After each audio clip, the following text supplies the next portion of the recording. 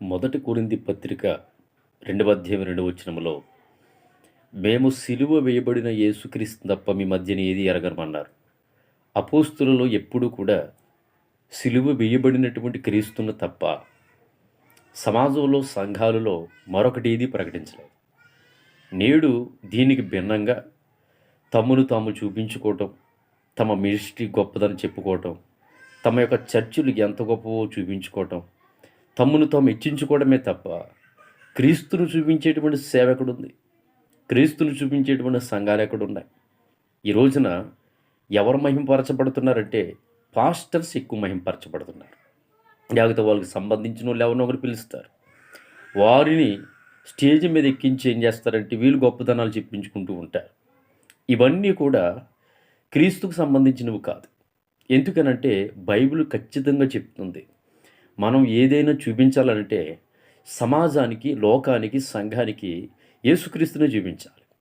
కానీ సేవకులు తమ్మును తాము ఎంత ఆశీర్వాదం వచ్చిందో, మేము ఒకప్పుడు భయంకరమైనటువంటి సైకిల్ మీద తిరిగేవాళ్ళం, పాత సైకిల్ మీద తిరిగేవాళ్ళం అండి.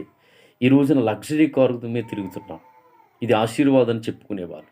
అలాగైతే బాబాలు, దొంగ బాబాలు అనేటువంటి వాళ్ళు కూడా ఒకప్పుడు రిక్షాల మీద తిరిగేవారు. వారు ఇప్పుడు బెంచ్ కార్ల మీద తిరుగుతూ ఉన్నారు. దేవుడు వాళ్ళని అలా ఆశీర్వదించడం చెప్పుకోవచ్చా? కాబట్టి మీరు లాజిక్లు మాట్లాడి దేవుని చిత్తంతో చెలగటమాడొద్దు. క్రైస్తవులు ఈ రోజున రక్తం చెమటగా మార్చుకుని, చెమటను రక్తంగా మార్చుకుని కానుక పంపించి మీకు ఎంతో అద్భుతకరంగా వాళ్ళు కష్టార్జితనను ఇస్తున్నారు. కానీ మీరు దాన్ని లగ్జరీ లైఫ్గా ఉపయోగించుకుంటారని కాదు.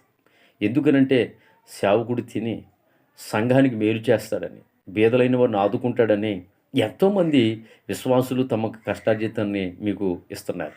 కాబట్టి ఇది గమనించలేనటువంటి కొంతమంది తమ్మును తాము చూపించుకుంటున్నారు, తమ గొప్పతనాలు చూపించుకుంటున్నారు. సమాజంలో వారు పొగిడించబడుతున్నారు. కానీ క్రీస్తును చూపించేవారు తక్కువగా ఉన్నారు.